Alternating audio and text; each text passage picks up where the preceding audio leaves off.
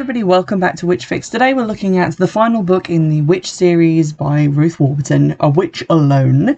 I've read the first two books in this series and reviewed them, and to be honest, I feel like my enjoyment has diminished with each book. The first one I was really optimistic about, kind of raving over, really enjoyed it, felt like it was kind of a fresh take on some of the YA protagonist tropes. It feels like in A Witch in Love, some more of those tropes appeared. We saw a worrying drop in our main character's intelligence, and this third book I had more issues with and didn't really enjoy as much, so that's quite sad.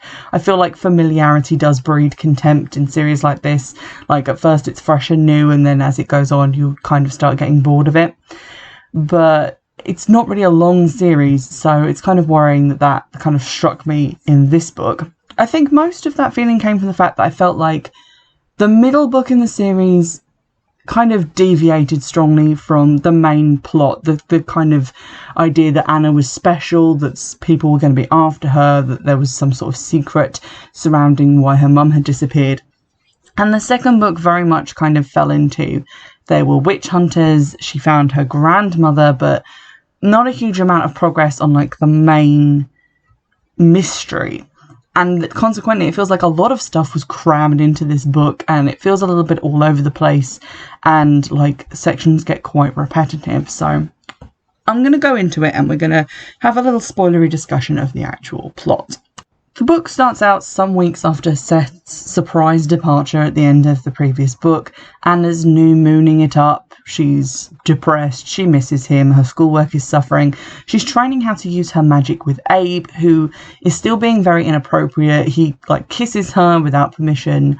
He keeps making not very thinly veiled attempts to win her over, saying that she can have love and magic with him, she wouldn't have to choose, that he's clearly a superior choice to Seth, and that Seth is gone.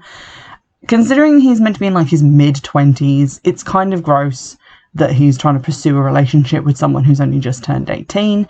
And to be honest, I didn't like Abe at all, so I was kind of annoyed that he played such a big role in this book. On page 10, we get an update on something that was mentioned in the previous book and which I knew was irrelevant, and this basically confirms that her mother was seen to jump off a bridge into a river, but given that that's how you reach the witch council with the name I can't pronounce, it seems obvious that she was not jumping into the river, she was going to the council to do something. So Anna latches onto this and thus begins her search for what her mother was doing and what secrets she may have been trying to hide.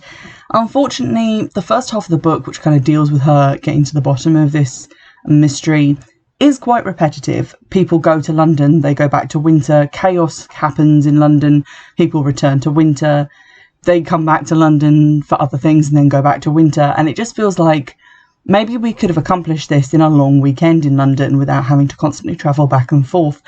So I did get kind of sick of the fact that they were just sort of being shuttled from one end of the country to the other, and it was kind of wasting time in my view. But essentially what happens is she goes to the council, and mid-council meeting there is a sort of attack on the council building. It basically exists in this weird magical space powered by all the hidden rivers of London, which kind of reminded me of the Ben Aronovich Hidden Rivers book, but only in the fact that it just mentions the rivers. And that each river, or sometimes several rivers, are controlled by a chair of the council, and we are introduced to all the chairs. The only two that really have relevance are Anna's grandmother and Thaddeus Corax, who is the guy who basically tried to have Anna killed in book 1. So we're introduced to those two. Thaddeus is sort of at the end of his life, which he has apparently been trying to unnaturally prolong, and it seems like maybe he is looking for a way to keep hold of power for a little bit longer, to depose some of the other chairs, and that's where his interest in Anna comes from. So there's this attack, basically a series of tremors at the council, and everything goes into chaos, and Anna is able to get a look at the visitors' records for this time period where her mother visited, and find out that her mother visited on the day that a page from a very old book of prophecies was stolen. So pretty clear that this prophecy is somehow important and she needs to get a hold of a copy of it. The process of getting this copy of the prophecy, kind of interminable, to be honest. She goes, obviously, to her friend Mr. Book Selling Man, I forget what his name is, something True Love, to try and ask him about it. And after a while, he manages to send her an email to her address when she's in winter, saying, oh yeah, I've managed to find a copy of it. This prompts another trip to London, at which point she discovers his body holding a small piece of the edge of the prophecy because someone has taken it. I will say that this book kind of gets a lot darker than the previous books.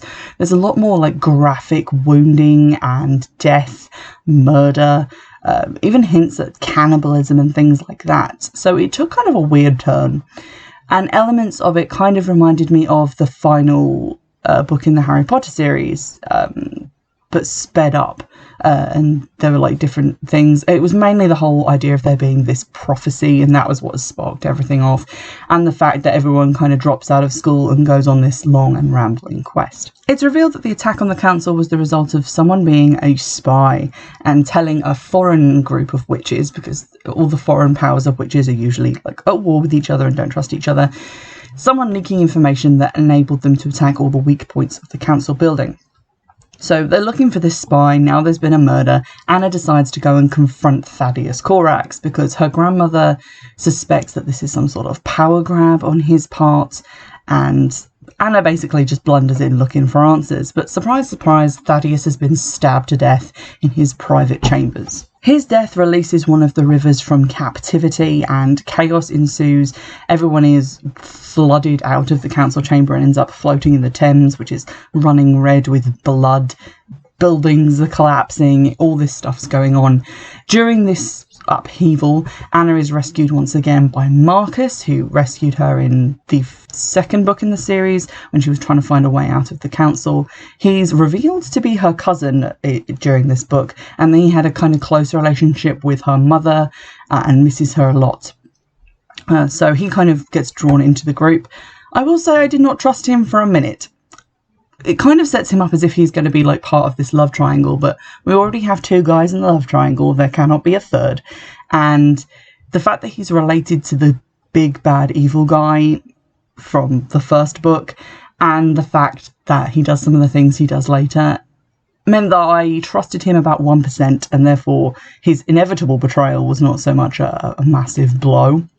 But he's there, Emmeline's there, and Abe, and they all get swept away and manage to get out of this chaos. But obviously things are getting very serious, and they are sent back to Winter so that they have to come back to London later. We take a quick break from all the terrorism and infighting in the council to talk about some business in Windsor, namely that Seth's granddad is dying. His health has been declining over the books and now he's in hospital. But he wants to see Anna, which is weird because he literally screamed at the sight of her every time he saw her in the last book. So because Seth is away at sea delivering boats and avoiding Anna, she decides to go and see his granddad and see what he wants in hospital.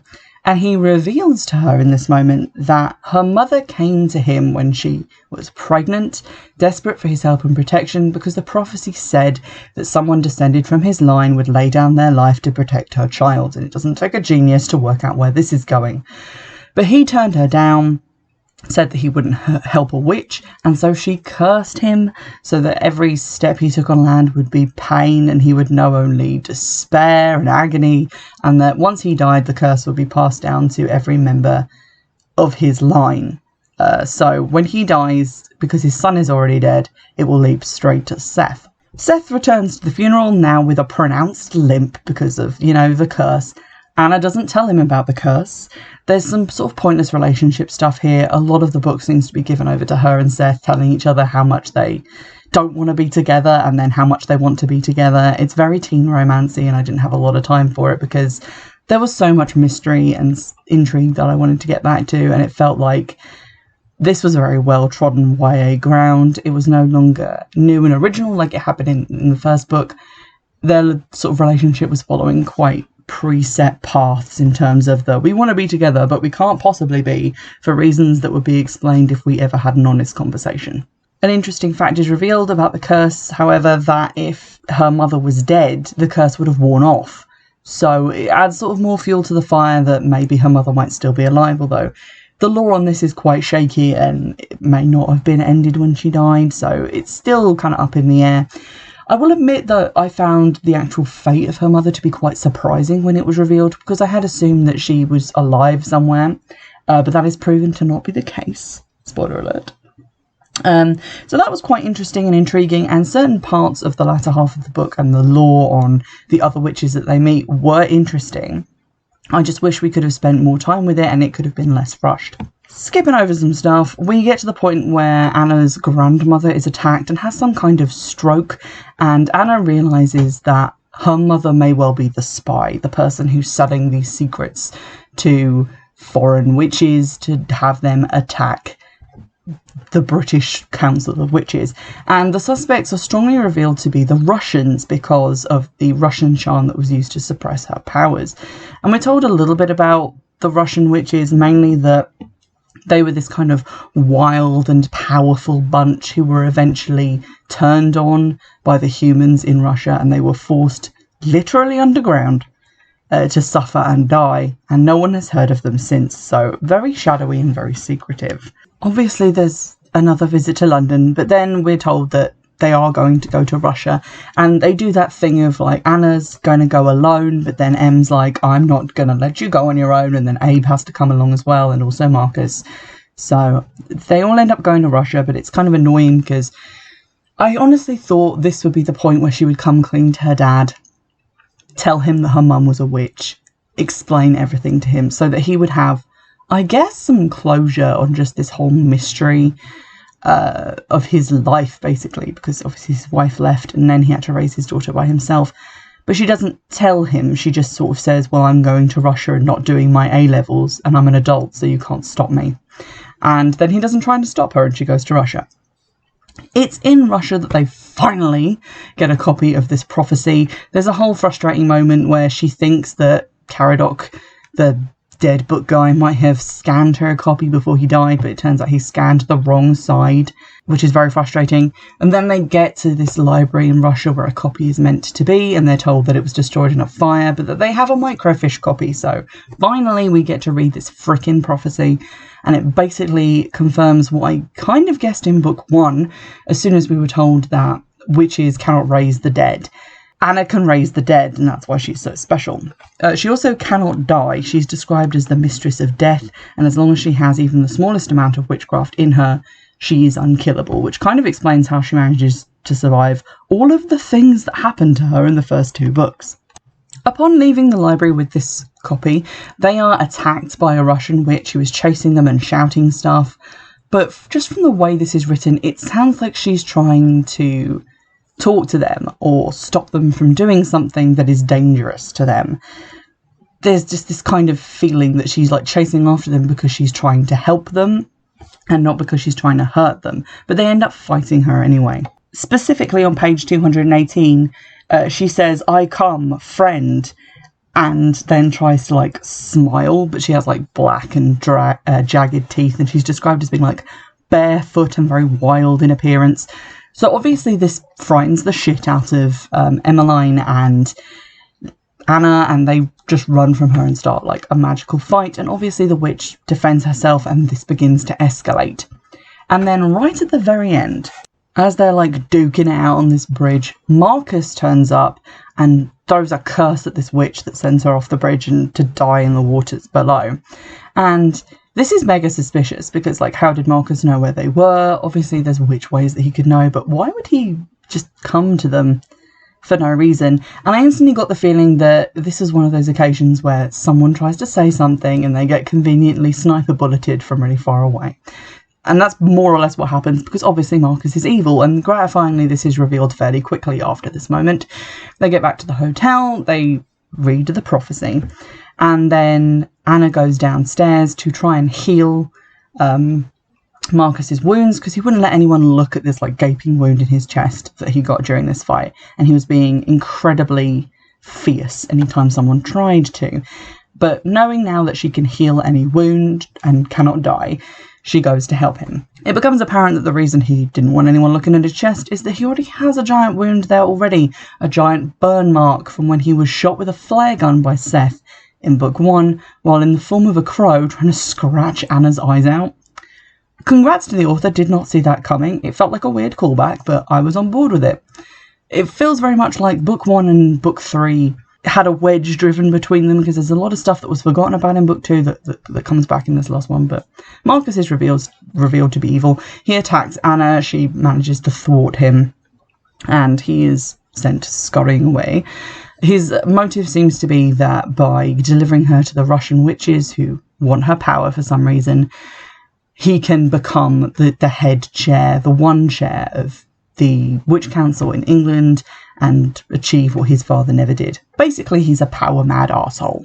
However, during the course of this fight, he does take Seth's form and try and trick her or stop her from attacking him. It doesn't really work, but she now knows that Marcus is kind of a shape-shifting bastard, and that becomes important later. She decides to do the stupid self-sacrificing thing and so becomes invisible and sneaks away, I guess hoping to try and find the Russian witches or her mother or whatever's going on without Em and Abe being in danger. However, she runs into Seth randomly in Russia on a bridge, and because obviously what Marcus did is still fresh in her mind, she assumes that this is not Seth. It is. So when she launches this horrible fiery blast at him, it breaks the protective ring that she gave him in book 2 and rebounds on her and should probably have killed her, but she cannot be killed, so it's fine. She wakes up on Seth's boat and he's super mad because wherever he goes, his compass refuses to point north. It just tells him where Anna is. So he's now useless at his boat delivery job. Unless someone specifically wants a boat delivered to Anna, I guess. He's mad that he can't get away. He's mad that he can't stop thinking about her. The whole thing is very toxic. And Anna is aware of this and feels super bad, to her credit.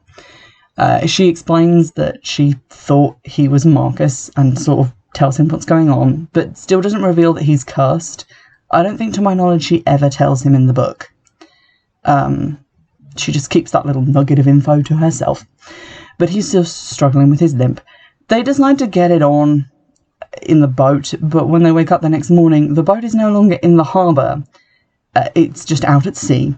And when they try and locate where they are, using magic, because all of his stuff is just pointing at Anna, it looks like they're now in Siberia, which is a bajillion miles away from where they should be. And it's because the Russian witches have seized control of the boat and are taking it to their lair. So, unfortunate. To cut a lot of things short, this area of the book was what I really enjoyed. They're met by one of the Russian witches and taken to their underground system of caves where they live in complete darkness because they've just adapted to live in the dark. We're told that they were imprisoned in the gulag there, in like a mining system where you're just meant to mine yourself to death. They overthrew all of the humans there, claimed it for their own, and have remained there drawing power and strength from the minerals and stuff in the caves. They say that they don't waste anything, and then Anna and Seth are given some weirdly metallic tasting bread that Anna later theorises was made with blood, but neither confirmed nor denied, still gross.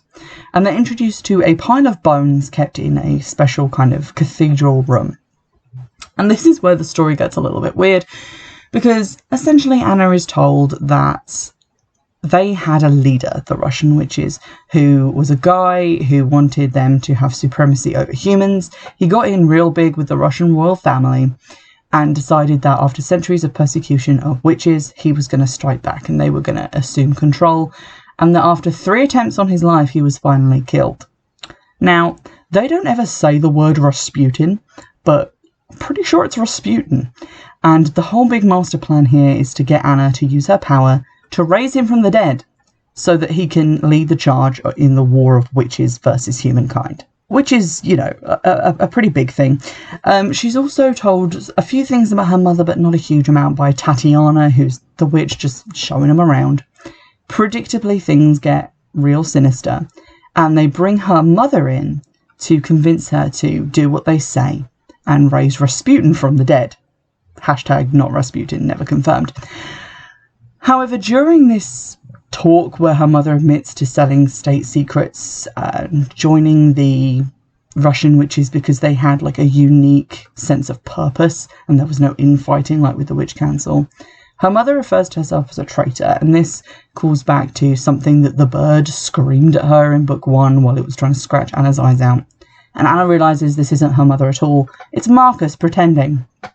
So when that doesn't work, they decide to show her the process by which they've survived so long, which is basically shoving a massive needle into a witch's chest while they're tied to a chair and draining out all of their magic until the witch is dead and then injecting it into each other to remain strong. Again, this part is quite harrowing. There's a lot of like body horror-esque elements in this like last half of the book.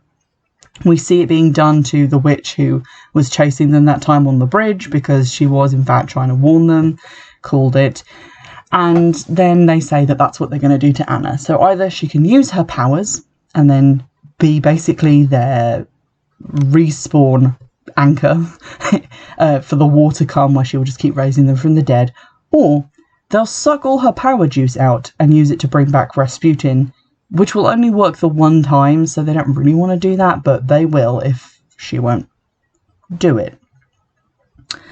So that's pretty harrowing. They then bring in Abe and Emmeline, who they've captured and tortured, and Seth as well, and basically try and force her to do this. And when she won't, they strap her into a chair and suck all of her magic out through this giant needle in her chest, which is disgusting and kind of cool. I do feel kind of like this situation went on too long. They just kept showing her things to try and convince her when it's pretty obvious she's never going to be convinced. And then the whole section where they're draining her magic, that goes on too long.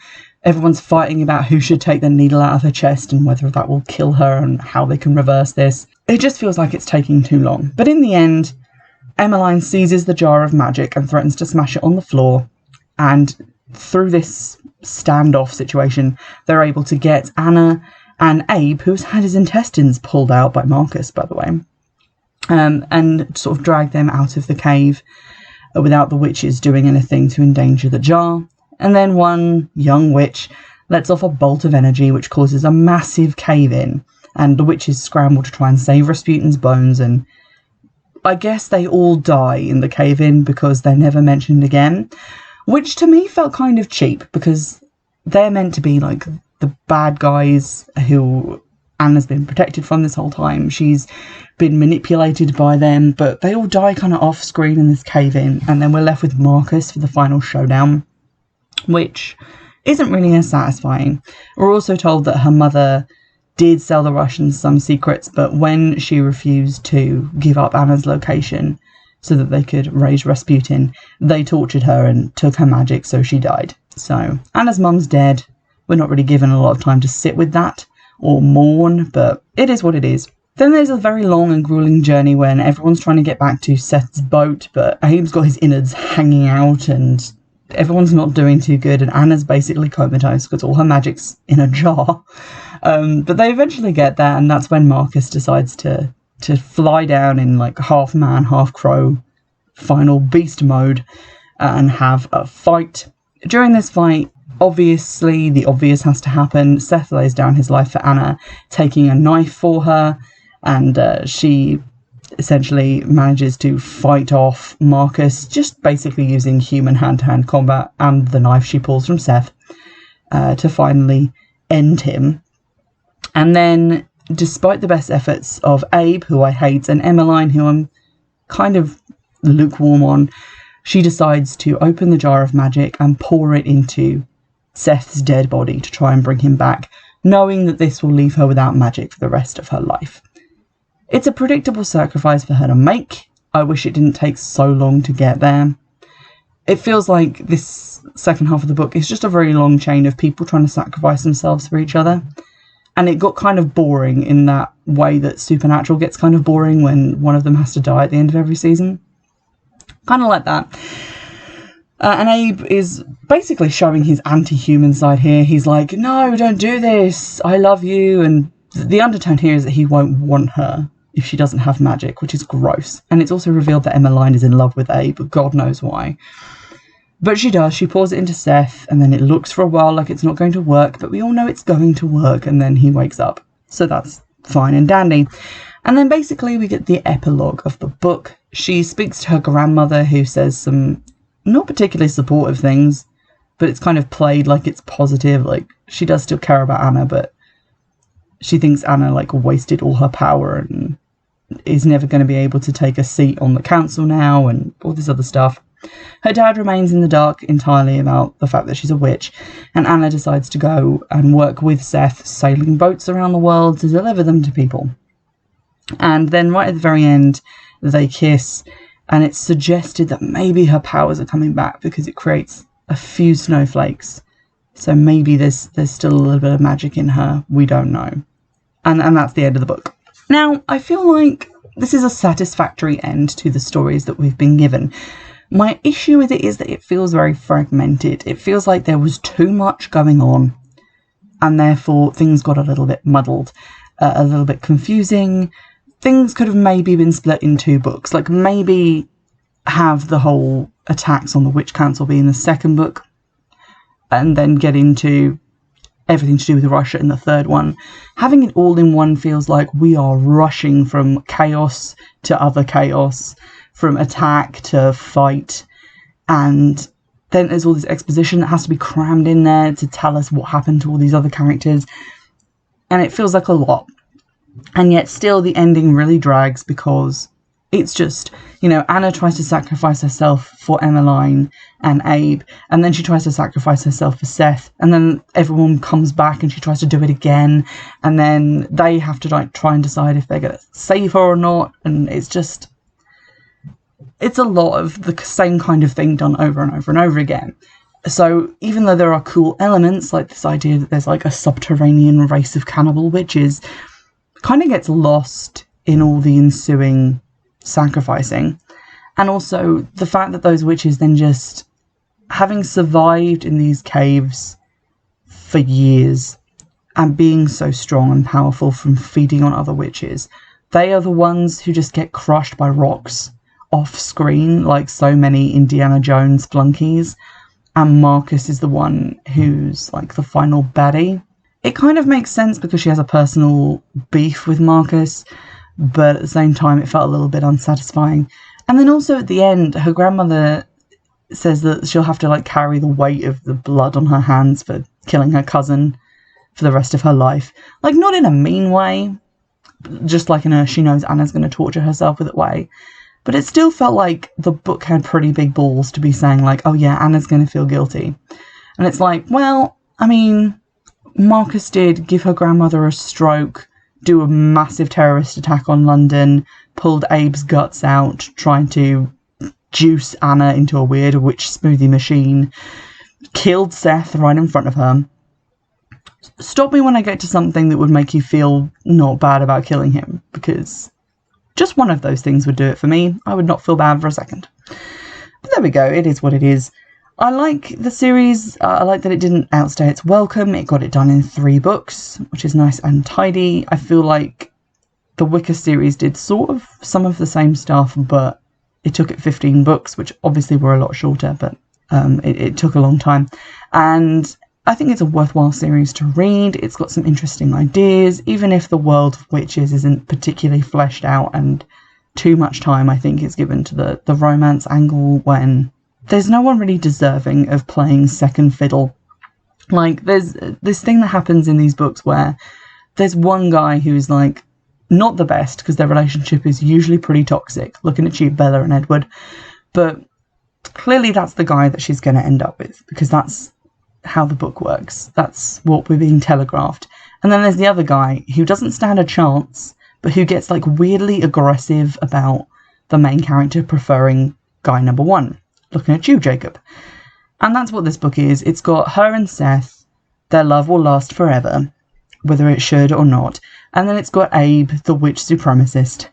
And then, I guess, kind of Marcus, who's a murderer. So it feels like they're trying to make it into this big choice where she gives up her magic, but we already know that there's only one choice she can make, and that kind of cheapens the whole idea of her even having a choice.